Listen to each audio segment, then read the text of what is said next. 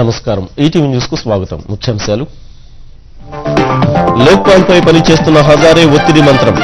డిమాండ్లను తీర్చడంపై కేంద్రం కసరత్తులు. 20న పార్లమెంటులో ప్రవేశపెట్టే అవకాశం. జగన్ ఆస్తుల కేసులో విభిన్న కోణాల్లో సాగుతున్న సీబీఐ దర్యాప్తు. సండూర్ నిధుల ప్రవాహంపై ఆరా. ప్లాజా ప్రాపర్టీస్ ఎండీని విచారించనున్న అధికారులు. ఓఎంసీ అభియోగ పత్రంలో వెల్లడైన అధికారుల లీలలు.